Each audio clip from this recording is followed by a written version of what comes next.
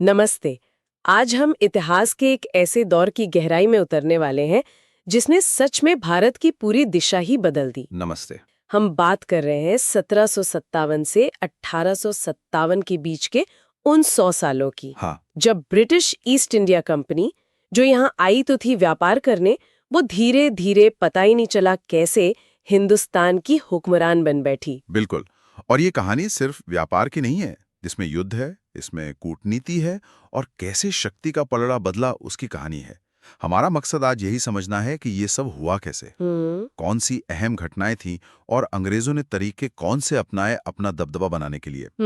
ये एक व्यापारी से शासक बनने का सफर है। सही कहा। तो चलिए शुरू करते हैं। बैकग्राउंड क्या था? उस समय भारत में क्या चल रहा था? देखिए, बात शुरू होती है 18वीं सदी की शुरुआत से। मुगल साम्राज्य। वो अब कमजोर हो रहा था, खासकर 1707 में जब औरंगजेब की मृत्यु हुई। अच्छा। उसके बाद जो केंद्रीय शक्ति थी दिल्ली की, उसका असर कम होता गया। हाँ, और फिर भारत जैसे कई छोटे छोटे राज्यों में बट गया होगा। बिल्कुल। बंगाल, हैदराबाद, अवध, मैसूर, मराठे, ये सब अपने अपने इलाकों में काफी ताकतवर हो गए थे। लेकिन यही जो राजनीतिक बिखराव था ना, इसी ने यूरोपीय कंपनियों को, खासकर अंग्रेजों और फ्रांसीसियों को, एक कह सकते हैं सुनहरा मौका दे दिया। मौका किस चीज का? व्यापार का तो था ही। व्यापार से आगे बढ़ने का। अब वो सिर्फ व्यापारी नहीं रहे, अब वो भारतीय राज्यों की जो अंदरूनी राजनीति थी उसमें सीधा दखल देने लगे थे। अच्छा, और शायद इसी दखल का सबसे पहला और बड़ा नतीजा बंगाल में दिखा। प्लासी का युद्ध 1757। इसे तो अक्सर भारत में ब्रिटिश राज की शुरुआत मानते हैं। निश्चित रूप से प्लासी एक टर्निंग पॉइंट था, एक निर्णायक मोड़। ये लड़ाई हुई रॉबर्ट क्लाइव, जो कंपनी की तरफ से थे, और बंगाल के नवाब सिराजुद्दौला के बीच। पर जैसा आपने कहा ना, ये सिर्फ मैदान की लड़ाई नहीं थी, इसके पीछे साजिश बहुत बड़ी थी। साजिश? कैसी साजिश? नवाब के अपने ही लोग, उनका सेनापति मीर जाफर और कुछ दूसरे दरबारी, वो अंदर ही अंदर अंग्रेजों से मिल गए थे। तो जब लड़ाई हुई, मीर जाफर की सेना एक तरह से खड़ी रही, लड़ी ही नहीं।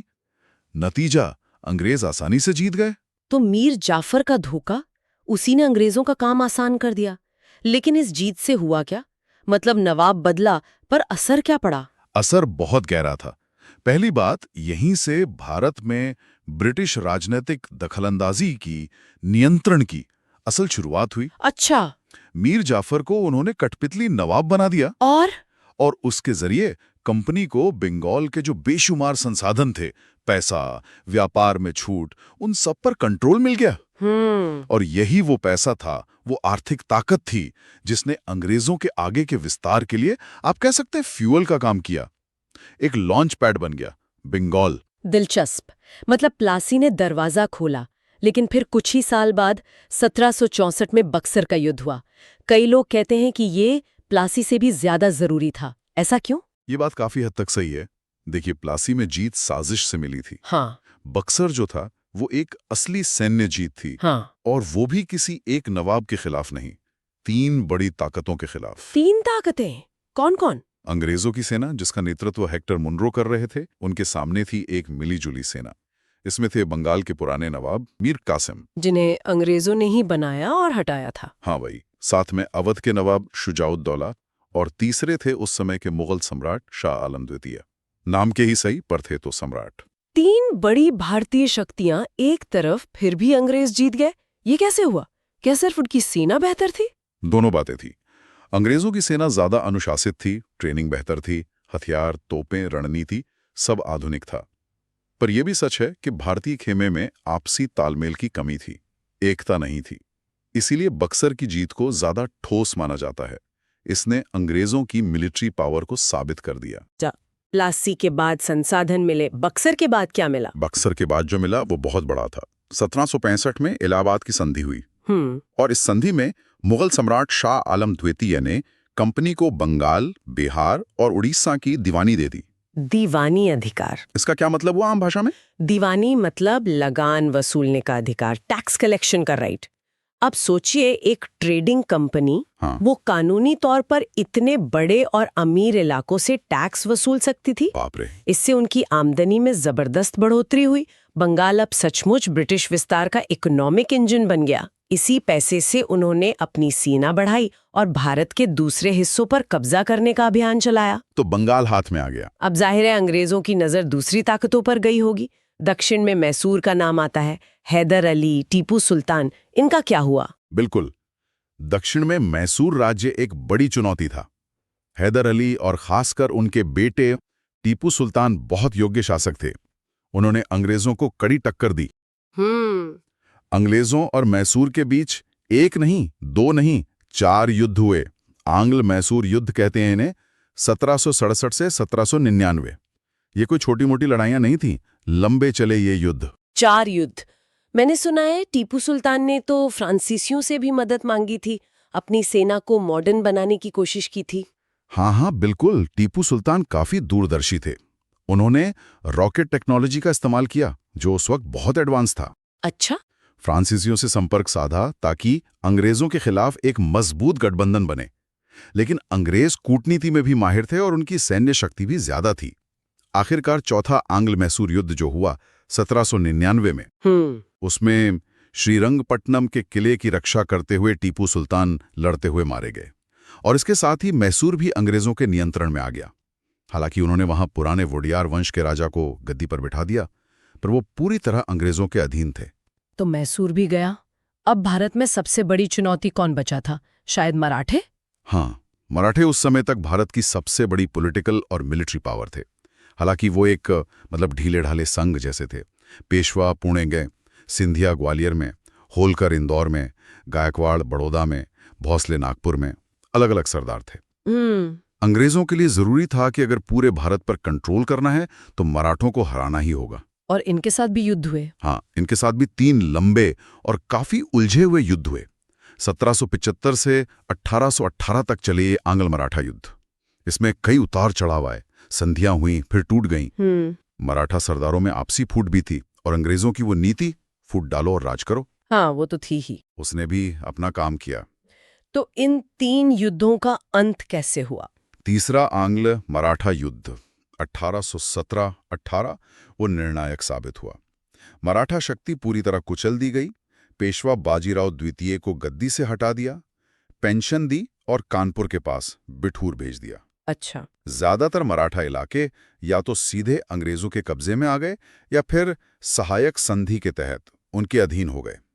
मराठों की हार का मतलब था कि अब भारत में कोई ऐसी बड़ी ताकत नहीं बची थी जो अंग्रेजों को टक्कर दे सके। सत्ता का पड़ाव पूरी तरह अंग्रेजों के पक्ष में था। दक्षिण में मैसूर, पश्चिम मध्य भारत में मराठे, उत्तर पश्चिम का क्या? पंजाब में महाराजा रणजीत सिंह का सिख साम्राज्य भी तो काफी मजबूत था। बिल्कुल। जब तक महाराजा रणजीत सिंह जिंदा थे, उनकी मृत्यु 1839 में हुई। सिख साम्राज्य बहुत शक्तिशाली था। अंग्रेज भी सीधे पंजाब से पंगा लेने से बचते थे। रणजीत सिंह बहुत काबिल शासक और रणनीतिकार थे। लेकिन उनकी मृत्यु के बाद? हाँ, उनकी मृत्यु के बाद सिख साम्राज्य में अंदरूनी झगड़े शुरू हो गए। गद्दी के लिए लड़ाई, साजिशें, अस्थिरता, ये सब बढ़ गया। अंग्रेज तो ताक में बैठे ही थे। उन्होंने इस कमजोरी का पूरा फायदा उठाया। सिखों के साथ भी 2 युद्ध हुए। पहला आंग्ल सिख युद्ध 1845-46 और फिर दूसरा 1848-49। और इनका नतीजा? सिख सेना लड़ी तो बहुत बहादुरी से, दोनों ही बार, लेकिन वही अंदरूनी फूट, कुछ नेताओं का विश्वासघात, हार गए। दूसरे युद्ध के बाद 1849 में लॉर्ड डलहौजी ने पंजाब को पूरी तरह से ब्रिटिश भारत में मिला लिया। तो इस तरह लगभग सभी बड़ी भारतीय शक्तियां हार गईं। हाँ, अब तक भारत के लगभग सभी प्रमुख राज्य या तो सीधे ब्रिटिश शासन के अंडर थे या फिर उनकी अधीनता मान चुके थे। तो ये तो हुई युद्धों की बात, प्लासी, बक्सर, मैसूर, मराठा, सिख। लेकिन क्या अंग्रेजों ने सिर्फ लड़ाई के दम पर ही इतना बड़ा साम्राज्य बना लिया? आपने कूटनीति और नीतियों की भी बात की थी। हाँ, युद्ध तो एक हिस्सा था, पर अंग्रेजों ने तलवार के साथ साथ दिमाग का भी पूरा इस्तेमाल किया। कूटनीति और ऐसी प्रशासनिक नीतियां बनाई जिनसे भारतीय राज्य अंदर से कमजोर होते गए। हाँ, उनकी सेना बेहतर थी, अनुशासन था, तकनीक थी, पर उनकी सफलता में उनकी चालाकी भरी पॉलिसीज का भी बहुत बड़ा हाथ था। अच्छा, इनमें से कुछ खास पॉलिसीज के बारे में बताइए। जैसे सहायक संधि का नाम बहुत सुनने में आता है, ये क्या थी असल में? सहायक संधि या सब्सिडियरी अलायंस, ये लॉर्ड वेलेस्ली ने 1798 में शुरू की थी और ये अंग्रेजी विस्तार का एक बहुत ही कामयाब हथियार साबित हुई। इस संधि में होता यह था कि अगर कोई भारतीय राजा इसे मान लेता तो उसे अपने राज्य में अंग्रेजी सेना की एक टुकड़ी रखनी पड़ती थी और कमांड ब्रिटिश अफसरों के हाथ में होती थी। सुनने में तो ये सुरक्षा गारंटी जैसा लग रहा है, इसमें क्या गड़बड़ थी? गड़बड़ इसकी शर्तों में थी। पहली बात, उस ब्रिटिश सेना का सारा खर्चा, रख रखाव का पूरा बोझ उसी भारतीय राजा को उठाना पड़ता था और यह खर्चा बहुत ज्यादा होता था। ओह। दूसरी शर्त, वो राजा अंग्रेजों की मर्जी के बिना किसी दूसरे यूरोपियन को नौकरी पर नहीं रख सकता था, ना ही किसी दूसरे भारतीय राज्यों से कोई समझौता या लड़ाई कर सकता था। अच्छा। तीसरी, राजा के दरबार में एक ब्रिटिश रेजिडेंट बैठता था जो अंदरूनी मामलों में भी खूब दखल देता था। और अगर राजा इतना भारी खर्चा नहीं दे पाता था सेना का, तब अंग्रेज जुर्माने के तौर पर उसके राज्य का एक हिस्सा हड़प लेते थे। क्या बात है, मतलब बिना लड़े ही जमीन मिल जाती थी? बिल्कुल। हैदराबाद के निजाम ने सबसे पहले ये संधि मानी, फिर अवध, मैसूर, टीपू के बाद तंजौर, पेशवा, सिंधिया, होलकर, एक एक करके कई राज्य इस जाल में फंसते चले गए। इस संधि ने राज्यों की बाहरी आजादी तो खत्म कर ही दी, अंदरूनी मामलों में भी उनकी शक्ति लगभग खत्म हो गई। वो पूरी तरह अंग्रेजों पर निर्भर हो गए। वाकई बड़ा शातिर तरीका था ये तो। इसके अलावा कोई और खास नीति? लॉर्ड डलहौजी का नाम भी बहुत आता है इस दौर में। हाँ, लॉर्ड डलहौजी, गवर्नर जनरल 1848 से 1856। उन्होंने तो ब्रिटिश साम्राज्य के विस्तार की रफ्तार और तेज कर दी। उनकी सबसे बदनाम नीति थी व्यपगत का सिद्धांत या doctrine of lapse. Doctrine of lapse, ये क्या था? इस सिद्धांत के हिसाब से अगर कोई ऐसा भारतीय शासक जिसे अंग्रेज अपना संरक्षित या अधीन मानते थे, बिना किसी प्राकृतिक यानी सगे बेटे के मर जाता था, तो उसका राज्य सीधे ब्रिटिश साम्राज्य में मिला लिया जाएगा। गोद लिए हुए बेटे को उत्तराधिकारी नहीं माना जाएगा। लेकिन भारत में तो गोद लेने की परंपरा पुरानी थी, उसे नहीं माना? बिल्कुल नहीं माना, कम से कम उन राज्यों के लिए जिन्हें वो अपने अधीन समझते थे।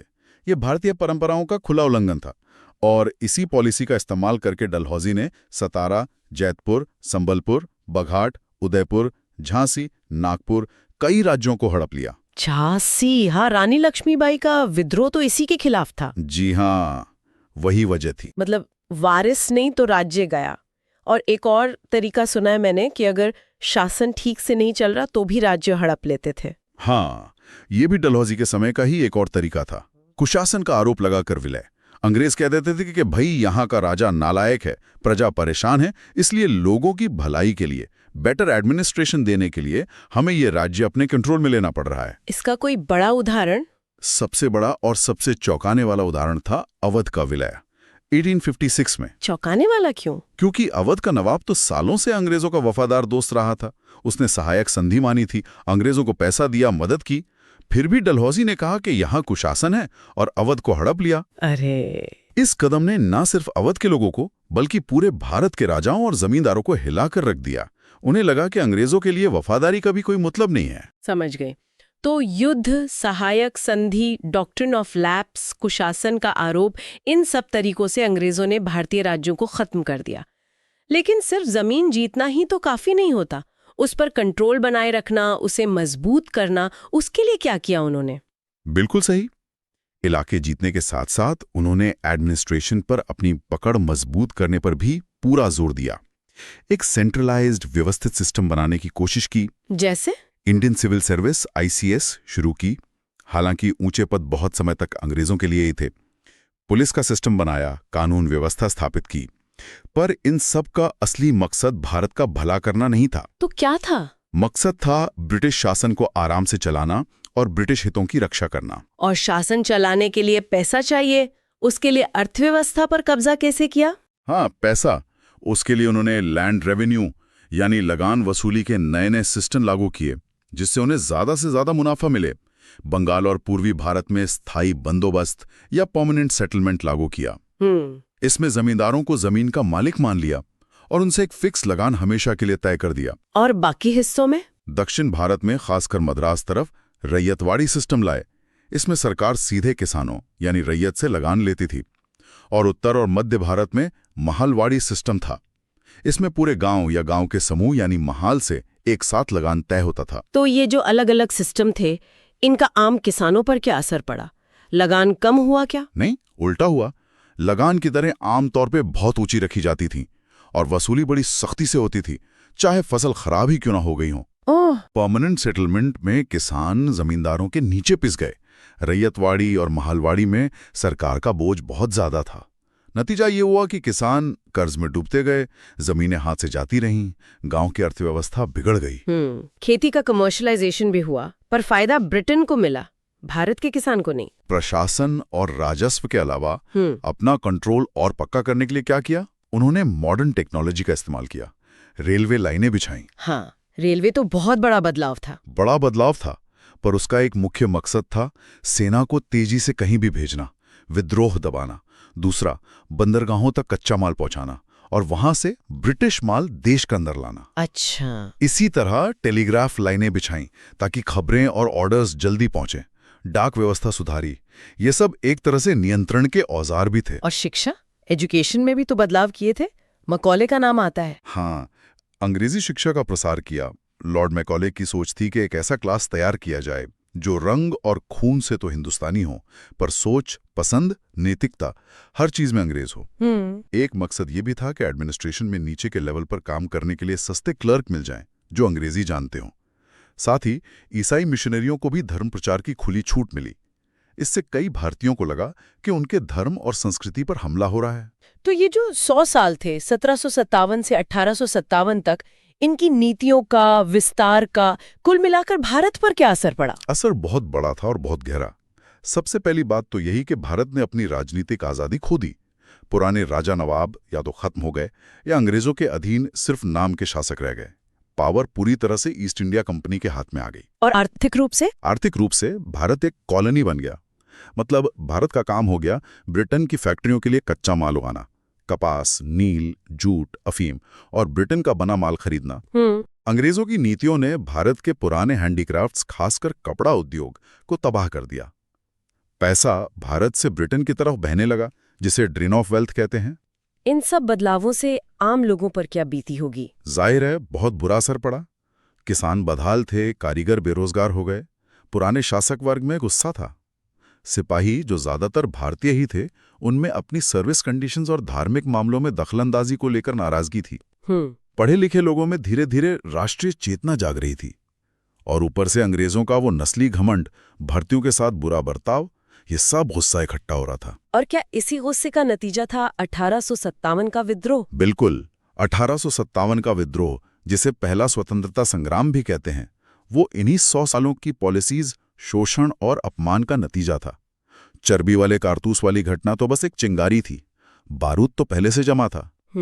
ये विद्रोह ब्रिटिश शासन के लिए एक जबरदस्त चुनौती था। 1857 के विद्रोह ने ब्रिटिश सरकार को हिला दिया। उन्हें समझ आ गया कि अब ईस्ट इंडिया कंपनी के भरोसे भारत पर शासन नहीं किया जा सकता।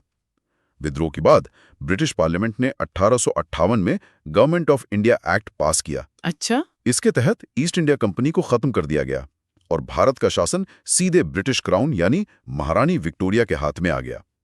गवर्नर जनरल अब वाइसराय कहलाने लगा, जो सीधे लंदन में ब्रिटिश सरकार को जवाब देता। तो संक्षेप में देखें तो 1757 में प्लासी की साजिश से कहानी शुरू हुई, फिर बक्सर की जीत, मैसूर, मराठा, सिखों से युद्ध और साथ में सहायक संधि, डॉक्ट्रिन ऑफ लैप्स जैसी नीतियां।